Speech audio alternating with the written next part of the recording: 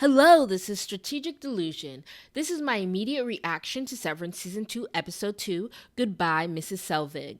This episode was very dense, so even though I want to use these immediate reactions to go over the plot, I think this episode will also briefly go over some of my immediate theories. So first, we were blessed in this episode with new opening credits, so let me briefly review what I think the opening credits reveal about themes that will be further explored in Season 2. The opening credits still prominently feature Mark as the subject. His animation self is on a bed wearing red pajamas and the blue lumen key card. So we understand that colors do matter in the show, and red is just a color we haven't seen a lot. So to see Mark in this red pajamas, I think that might serve some significance. An elevator within close proximity of the bed has arrows pointing both down and up. And then we see an inflated Mark balloon had escaped the elevator. So thus far, we've seen elevators that only have one direction. Either you're going down to the severed floor or going back up to the Audi world, or we see that permanent innie hallway where there's only an elevator down. So this idea of going both up and down suggests that there might be more communication between the innies and outies in this season. The YouTuber Hacks Dogma has posited that there's something different visually happening to Mark when we see him in the season 2 premiere going down the elevator. The inflated balloon head in the opening credits gives credits to this theory and suggests that a chip is functioning differently now. So the chip that is making these individuals severed is potentially just making Mark feel more sick, maybe when he goes back down or back up and he has this inflated head. So of course this calls back to the balloons that we saw in the season 2 premiere, but I also think that there might be something genuinely physically going on with Mark's head. Okay, then we see Pajama Mark go downstairs with the flashlight into this wet basement area that contains green matter. This might be what the permanent innie level looks like, and that might be reflecting that where Miss Casey is and where the permanent innies goes.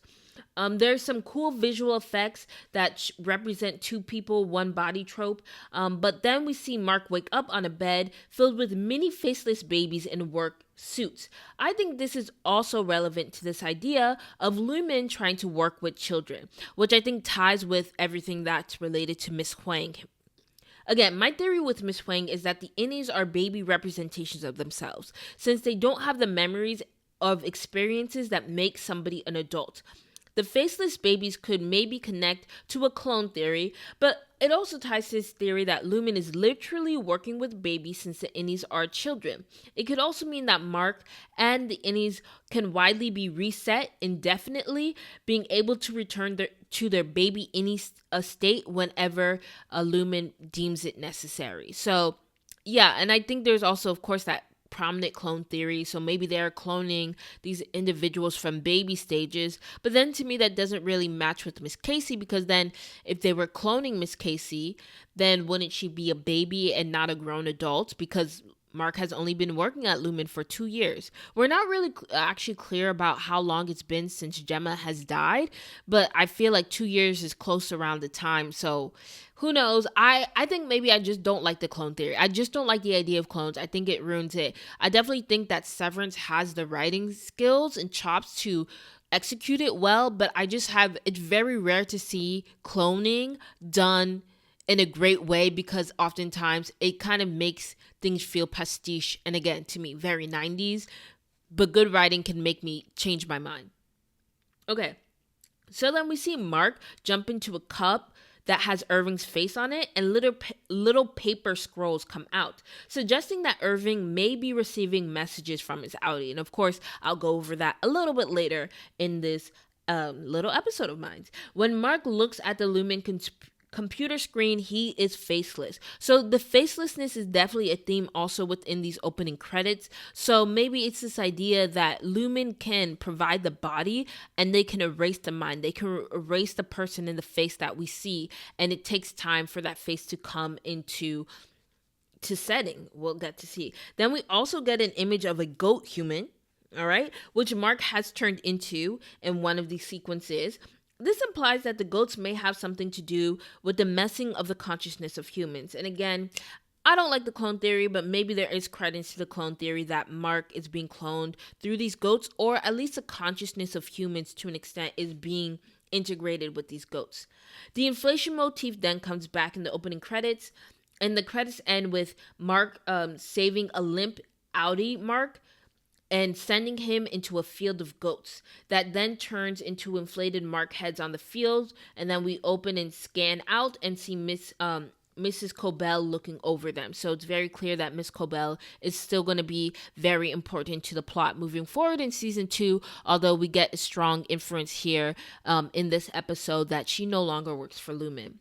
The credits then transition to the permanent Innie elevator, and there we see a mix of both Miss Casey / Gemma and Helly. So I wonder if this is just representing the mixed kind of feelings that a Mark Innie and Audi would have with these two love interests that he technically has.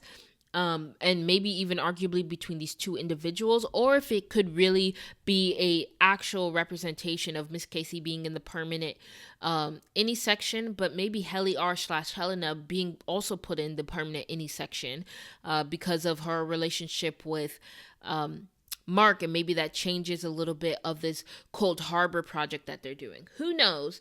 And then, of course, the weirdest image is that the credits end with Mark on a bed and a baby Kier crawling to his feet. So again, potentially coming back to this cloning theory that they're trying to revive all of the Egans and creating baby versions of them, and Mark and the rest of the MDR team are heavily involved in making sure that happens.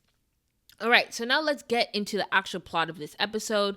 Just because so many things happened, I decided to organize this recap by character. And then once I clean up what each character is going through, I'm going to talk about how that fits into the last couple scenes in this episode where they're all returned to Lumen. All right, let's start with our boy, Mark Scout. Okay, Rickon, we immediately start where the episode... the season ending for season 1, that's where we start. Rickon has to herd his guest out of his house, but more so because the baby goes missing, as opposed to, I think, anybody truly paying attention to Mark. When Devin asks Mark to say her name, he says Persephone, which in Greek mythology is the daughter of Zeus and Demeter, and she becomes the queen of the underworld. Due to Devin's clear attachment to getting her questions answered about Gemma, I wonder if Devin becomes important to the Innies, and this is sort of the hint that she becomes a Persephone. She becomes this queen to the Innies down below. We'll have to wait and see. Mark and Devin argue about the significance of his Innie saying she's alive. Devin believes that the Innie is referring to Gemma being alive, and Mark believes it was talking about Devin's baby. And it's very clear that Mark is very stubborn, and he's not willing to entertain the idea of Gemma being alive. Milchek visits them and tells the family that they had experienced the overtime contingency, and he's also trying to get more information about what Mark Innie said. Devin reveals that she knows that the Innies get punished, and that Cobell was presenting herself as a lactation expert. And of course, Milchek says that it's just because Miss Cobell is sick and she's no longer going to be working at Lumen. Okay, one thing that I felt was really important that Milchek says, he says that Innie Mark was brave, and he also deters Mark from quitting because he says he doesn't want to reward the bravery of Innie Mark with non-existent. And it's very clear throughout this episode that Lumen is very invested in keeping Mark at Lumen, despite everything that has happened and the flippancy by which they fired both Dylan and Irving. So Mark is really at the center of Lumen's interest. When Mark gets home, he tries to get in contact with Cobell, but she's not home, probably because she's talking with Helena. Then we get the scene, and I think it is important, but we see that he has a fish tank with 2 fishes, which may symbolize, just the fact that there are 2 marks, but also these fishes are both red and blue, which I think is a reference to the Matrix and the red pill, blue pill decisions. And I think throughout this season, we're going to see both Innie and Audi Mark faced with decisions of whether they're going to chase for the truth or kind of decide to just live in this, market or this kind of hazy existence that especially Audi Mark is living. Mark and Devin then meet at a diner, and she insists on further investigation into the claims that Mark made about Gemma. Mark reminds her that he was the one to identify Gemma's body, which suggests that body snatching theory at the crime scene may not have been what Lumen was doing. But we do know Lumen is very powerful, so they could have gotten Gemma's body in another way. This, however, feeds into the theory that maybe they are growing humans at Lumen. So I don't know, but I don't think it would be that hard to body snatch, I guess, Gemma after she got buried. That'd also be my further question. Was she was she buried or was she in an urn? What happened? Was she burnt to ashes? I don't know. But even if she quote unquote was burnt to ashes, they could have switched out the bodies and just given ashes of some not, NPC individual to the family. Who knows? So many questions about that. But I definitely think that line was put intentionally there to potentially hint at this idea that it's more than just Lumen snatching this body at the crime scene.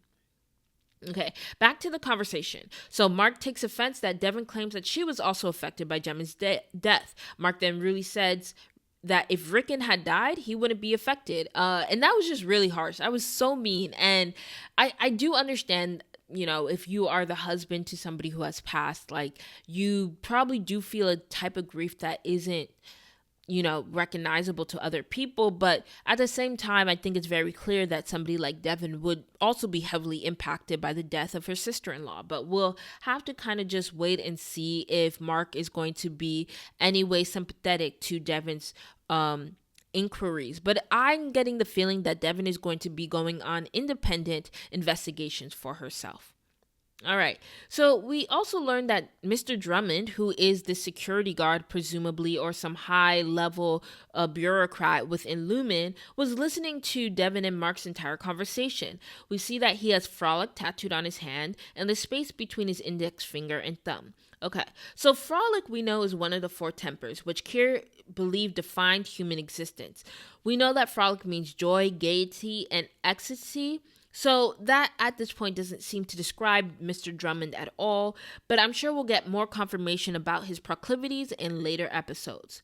So then we get this other scene where Mr. Milchick visits Mark again, attempting to entice Mark back to Lumen. This was a really phenomenally well-written scene where first Milchick does what is quote-unquote normal. He says that they're willing to offer Mark a 20% increase in pay, a full investigation into the innie's claims, and then regular wellness checks from an independent organization. And then he goes into the deep cut. He says he reminds Mark that when Mark was first interviewing for Lumen, he said that he felt like he was choking on Gemma's ghost. And Milchick says that his innie has peace and that Mark Audi is going to be able to find that peace and love that Mark has. And Milchick is very explicit here that Mark has found love within Lumen, that Mark Audi is going to be able to experience this over time if he just comes back to Lumen. And you could clearly see the hope in Mark's eyes, recognizing that he's having extreme difficulty achieving anything close to just normalcy and peace and life without grief on the outside. And so this idea that there's a version of him that spends 40 hours a week somewhat happy, somewhat excited, is enough to bring him back to Lumen. All right. So yeah, and we also get this scene towards the end with Helena and Mr. Drummond, and they talk about the Cold Harbor project, which clearly the core subject here, which might be heavily related to Gemma, which I think it is Mark. And Mark needs to come back. They don't really care about the other innies within the team. It's that Mark is an important subject needed for the Cold Harbor project that they're headed. All right, so now let's get into what's happening with Helena Egan. Pretty sad stuff. So we kind of open the scene with Helena's father, the Lumen CEO, James Egan, coming into the conference room with Mr. Drummond. Mr. Drummond looks like he could be placed into a Gilded Age drama. His entire costume and demeanor is very interesting. It does remind me of paintings, in my opinion, of Kier Egan, but I wonder if that's just sort of a stylistic choice of Mr. Drummond or something further. Anyway, James Egan walks to Helena and he just calls her a fetid muppet to her face. And she is so calm. It's clear that he's done this before because he does it in front of Mr. Drummond, who also doesn't flinch at all. And Helena calmly just says father. So this abuse, unfortunately, is very common for Helena.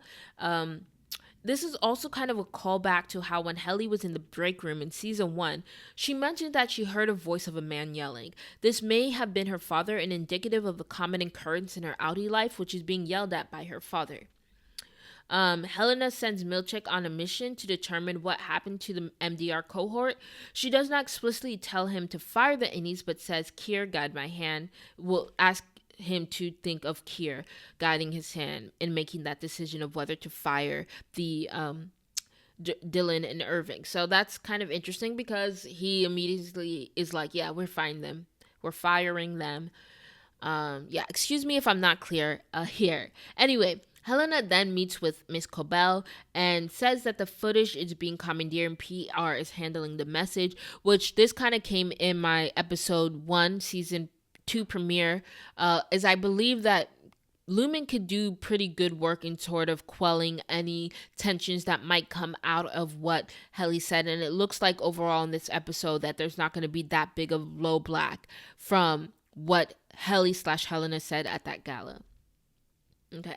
So Helena also praises Cobell and says that they're going to give her a promotion to the, quote, Severance Advisory Council. Cobell has never heard of this council, and it seems like the position is offered to buy her loyalty in silence. And Cobell knows as much because she claims that Lumen, quote unquote, fears her. And I know for sure we're going to get more answers as to why Lumen would fear Miss Cobell.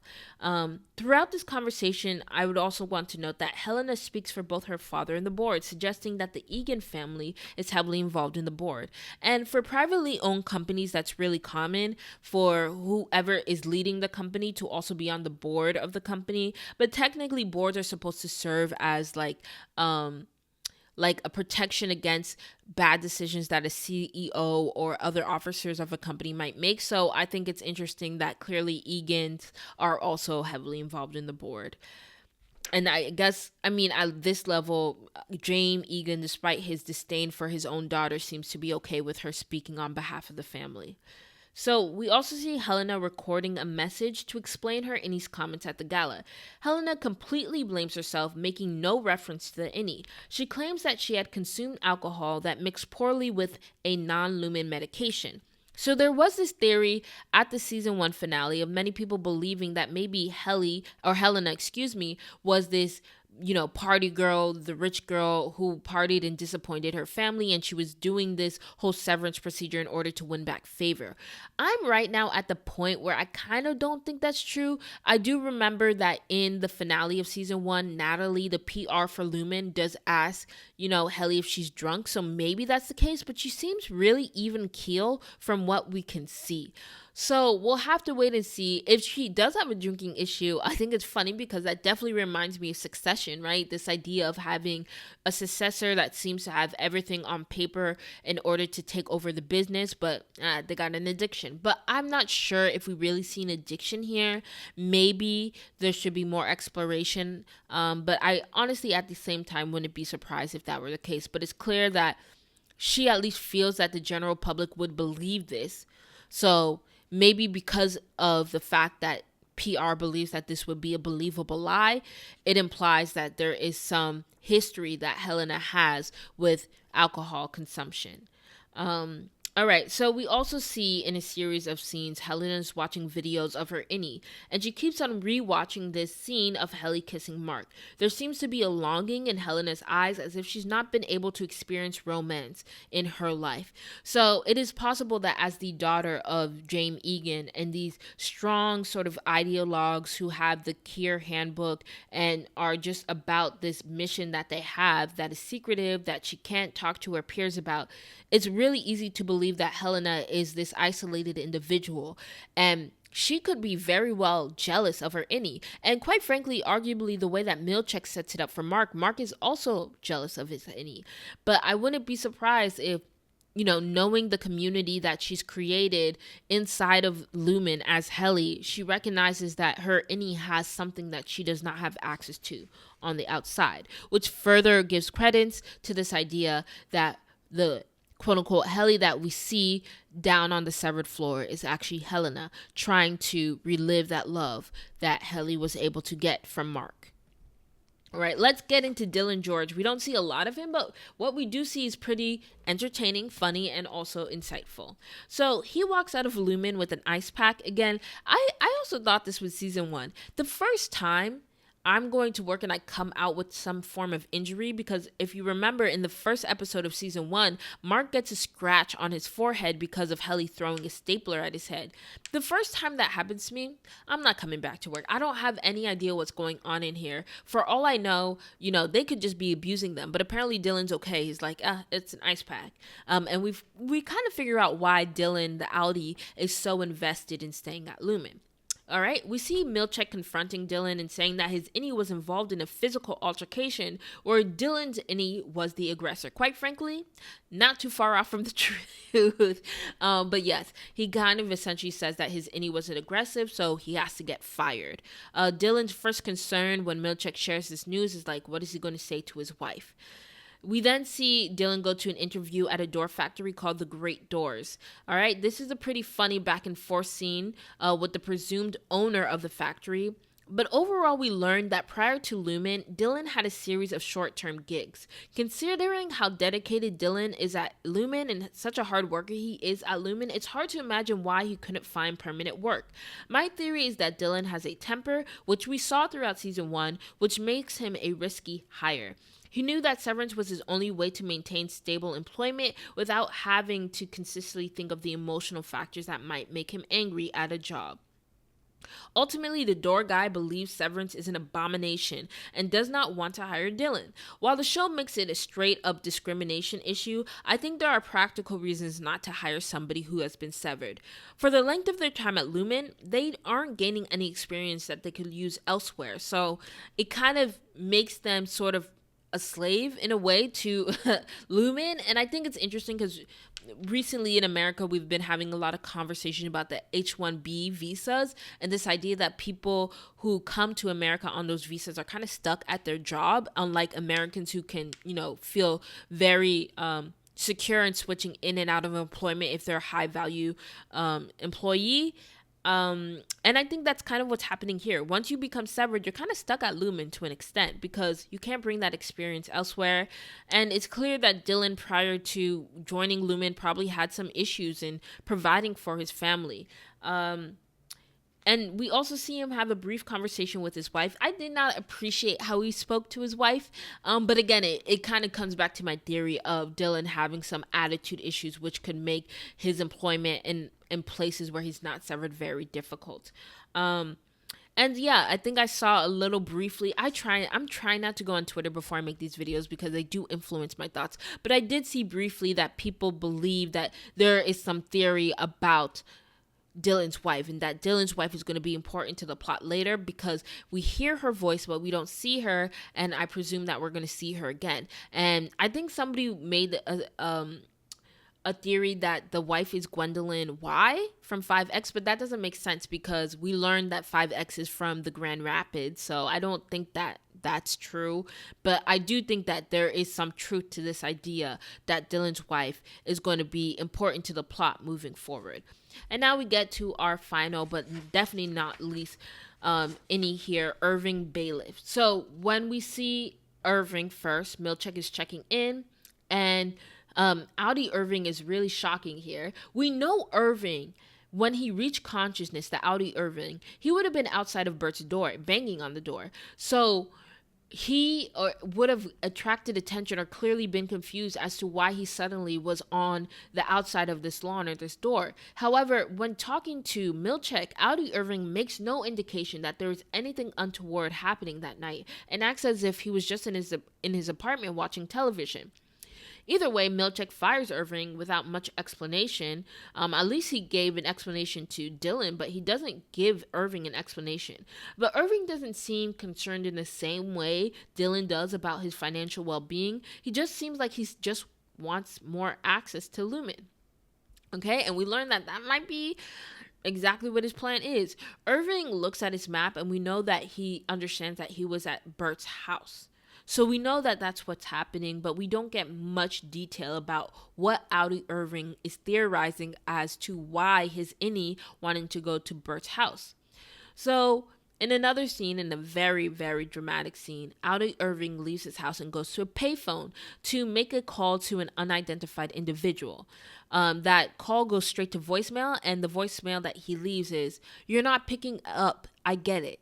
I want you to know my innie got the message." First of all, very risky voicemail to send. But he says, "You're not picking up. I get it." And I wonder if this person he's calling is Ragebi. We know that she's basically on the run. She murdered someone. Okay, so she's on the run, or she's been captured by Lumen at this point. But yeah, he's working with somebody to get information on Lumen, and I wonder what that information is. But that's not even the wildest part about this scene, because then we see that Bert has been following Irving, and he looks to be doing spy activity. All right, the simple explanation, of course, would be that Bert is just trying to identify the crazy man who was outside of his house harassing him. But the music and the shot of Bert's face suggests something deeper, like Bert knows something. People have suggested that maybe Irving is this Audi or on the inside, because we see that he knows what the permanent innie elevator looks like. What if Irving is like this permanent innie who's been reset and reset because he keeps on falling in love with Bert? I don't know if Audi Bert, though, knows that. And I don't know if that's what's actually happening. It is very possible that, Lumen has spies on the outside that aren't like as intimidating as Mr. Drummond and that are just Bert, but we'll have to wait and see. Anyway, I'm happy for more Christopher Walken and John Turturro. These are very, very, very legendary actors, and the fact that they are on this Apple TV series just speaks volumes to how great the writing is to attract people who really, quite frankly, probably don't have to work another day in their life based off the legacies that they built. All right. So now let's talk about the return to Lumen. So we get confirmation that the new MDR team members are not permanent innie. So a lot of people were positing that last week. We learned that Dario is a floater from overseas. So he's just an Italian man, bro. He's not some permanent innie who only learned Italian somewhere. He's just Italian, bro. He's just Italian. And then we also learned that Gwendolyn and Mark W. are in fact laid off from 5X. When 5X is mentioned, Mr. Drummond kind of makes this really triggering motion. Again, I wonder if this means that there was a full-on rebellion at 5X, or maybe they were just ineffective innies. Again, Mark W. mentions that everybody he worked with was dirtbags and they never met quota. So maybe it was just like Lumen was like, you guys are not effective at your job, even though we don't really understand what their job was in the first place. We also learned that Mark W. essentially broke a lease in Grand Rapids to come to this Kier office, and he claims that he's going to sue Lumen because they only had him on for 3 days. So they asked him to move and take on new work, and then he only was there for 3 days. All right, after Mark's plea to the board, so if you remember from last episode, he kind of ran away from his new MDR team and went into Milchek's office to leave a message with the board. We learned that Helena and Mr. Drummond approve of the rehiring of Irvin and Dylan. Mr. Drummond makes clear that this includes Helly R, but the camera pans over to Helena, and it's kind of clear she's uncomfortable with this idea that Helly R is the one who's going back. So, look, I wasn't there for the Helena theories, but there definitely seems to be a lot of hints within this episode to suggest that it is, in fact, Helena who is down in the severed floor. Anyway, I think it is important, however, to note that Helena is not acting on behalf of Lumen. This isn't some scheme that Lumen did with Helena so that they could spy on the severed individuals. It seems as though Helena just independently wants to go down because she wants to experience Mark's love. Yeah, she's a lonely girl. She's a rich girl, but she's lonely, and her dad verbally abuses her. Okay, that's not nice, but that's what's happening. Anyway, we see a scene of the Audis going down in the elevator, and again, another hint is that we see kind of a pause when Helena goes down. I will also note that physically, right, we've seen Helena throughout this entire episode, but even before she goes down the elevator, we see her demeanor change, and it feels like she's trying to capture Helly before she goes down, to make sure that she's Helly before she goes down. So yeah, I'm starting to believe these Helena theories. But again, it's far more interesting than other people suggested. People made it seem as though Helena was going down to spy on the innies and she was working on behalf of Lumen to come up with some scheme. But it really just seems like she wants to be a part of the squad. She wants to feel community. She wants to feel love. She wants to feel purpose. And unfortunately, she's not getting that on the outside.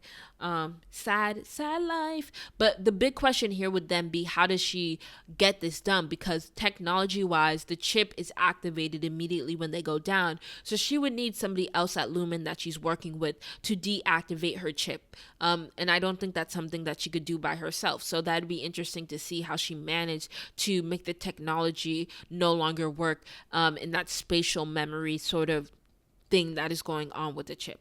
All right, in the final scene, we see Mark confronting Miss Cobell. She's moving out. She's extremely curt in her responses and seems disappointed that Mark was easily swayed by a pineapple.